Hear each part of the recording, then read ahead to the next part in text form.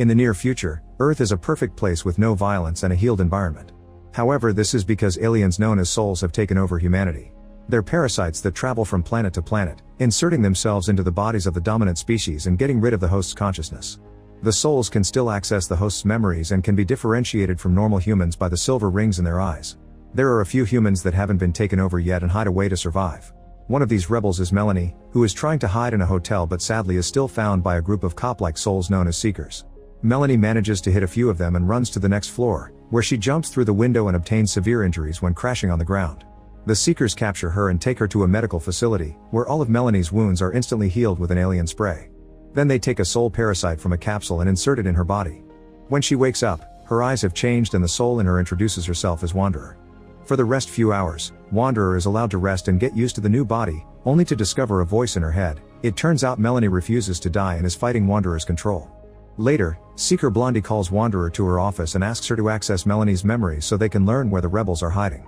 Wanderer does so and starts explaining Melanie's past. One day while she was swimming with her brother Jamie, the Seekers arrived. The siblings stayed hidden in the pier while in the house. Their dad self-deleted to avoid becoming a soul. Melanie tries to stop Wanderer from saying these things but she isn't strong enough. That night, Wanderer dreams about her host's memories. Melanie was raiding a house for food when she suddenly was attacked by the occupant Jared, who thought she was a soul. Soon he realized she was human like him and kissed her in excitement, but Melanie pushed him off and ran away. Jared went after her and after proving he was human, he asked to team up. When Wanderer wakes up, she can't forget the sensation of the kiss. Then she draws a portrait of Jared until Melanie forces her to drop the pencil. The next day Blondie finds the drawing and scolds Wanderer for it before asking for more information. Wanderer explains Melanie and Jamie started to live with Jared in the countryside. Melanie and Jared grew close and eventually got together. Feeling their love leaves Wanderer very confused and Blondie has to remind her humans' physical urges are also wrong. The flashback continues showing that one day Jared saw the Seekers approaching so they had to run away, hoping they would find the rebels. During the journey, they stopped to rest at a hotel, where the Seekers found Melanie. She was being a distraction so the others could run away. Afterward Wanderer says she can't see any more memories and Blondie leaves, however there's a landscape on her mind that she immediately draws.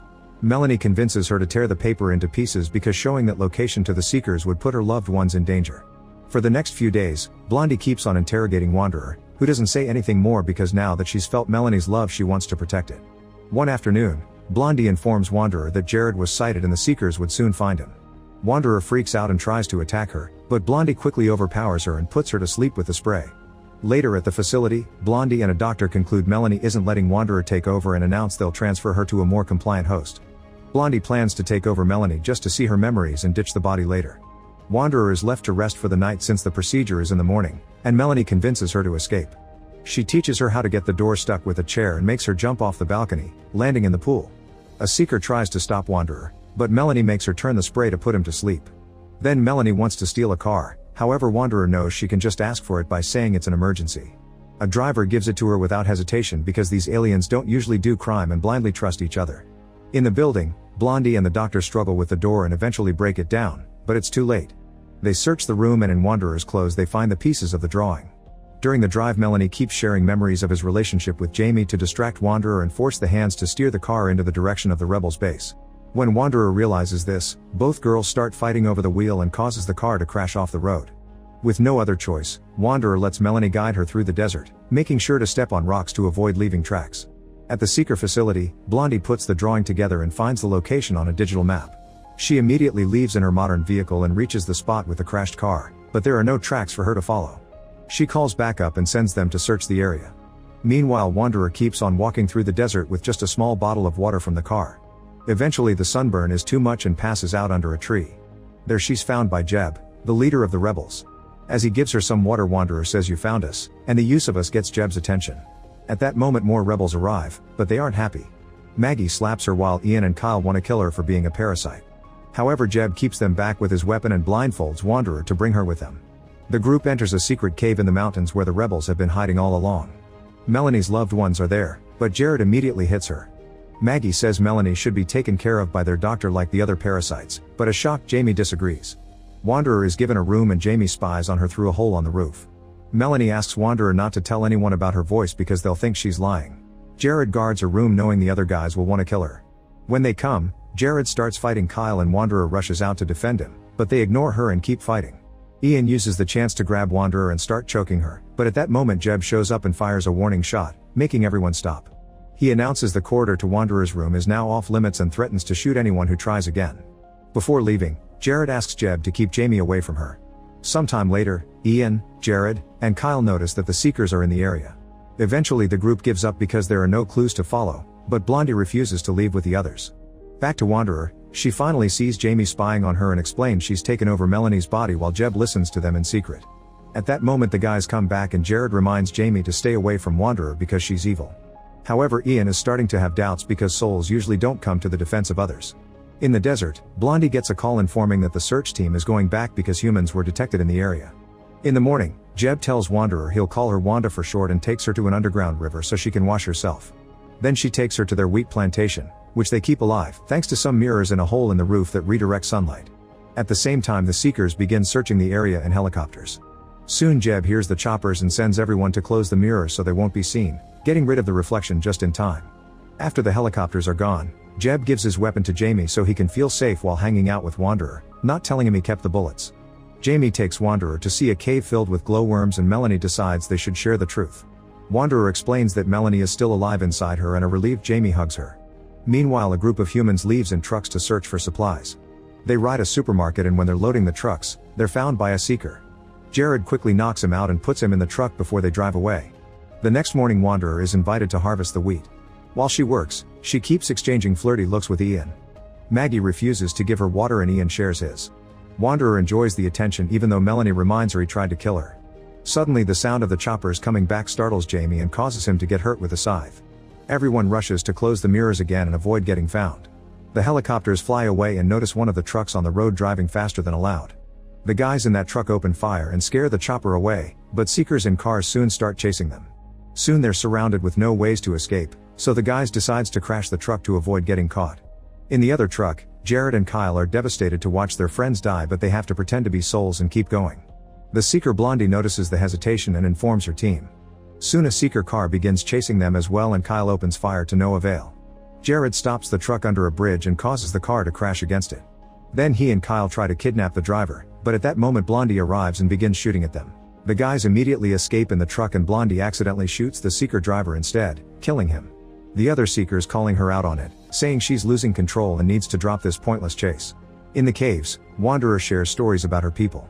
They've taken over 12 planets with intelligent life and swears they've always lived in harmony with other species. She also reveals she's over 1,000 years old. At that moment Jared and Kyle return and are furious to see Wanderer sitting at the table like an equal. Jeb stops them from shooting and Ian explains she isn't a threat, but he isn't hurt. Jamie cuts in and finally reveals Melanie is still alive in there, yet Jared refuses to believe it and leaves. Ian announces Wanderer can stay in her room for safety. That night Jared dreams about his naughty times with Melanie and decides to talk to her, although he keeps saying it instead of she. Ian agrees to give them a moment in private and Jared kisses Wanderer, causing Melanie to panic and force Wanderer to push him away like their first time. Jared is excited because he sees this as proof Melanie is still in there and says he loves her. Terrified, Wanderer runs away to hide near the river. At that moment Kyle comes looking for her, so she hides underwater. She waits for him to leave and tries to escape through another tunnel, but he's waiting for her and immediately attacks her. After lots of struggle, he tries to push her into the waterfall, but Wanderer manages to punch him and make him fall instead. Melanie wants to let him die, but Wanderer grabs his hand to keep him from drowning. Soon Ian and Jared arrive and help her take him out of the water. Afterward the doctor checks on both of them and Jeb demands an explanation. Wanderer says it was an accident and Ian doesn't believe her, but since they have no proof of an attack Kyle gets to stay for now. Then Jared tells Ian to stay away from Wanderer and leaves with Kyle on another supply run. Later Ian takes Wanderer out of the cave to enjoy the sunlight and admits he likes her. Wanderer says she likes him too and Ian tries to kiss her, but Wanderer stops him because of Melanie's protests. Ian kisses her anyway and Wanderer asks for time to think. Meanwhile at the Seeker facility, Blondie continues to watch footage of the area and sees her hand shaking. She refuses to admit she's losing control as she hears a voice in her head. Sometime later, Wanderer notices that Jamie's wound hasn't received proper care. She rushes to confront the doctor and is horrified to discover that the kidnapped Seekers are brought here so the doctor can remove the parasites, which kills them. After calling the group monsters, she goes to her room to cry. Days pass with Wanderer refusing to leave the room or eat. Eventually Jeb comes to check on her and points out she can't expect humanity to surrender.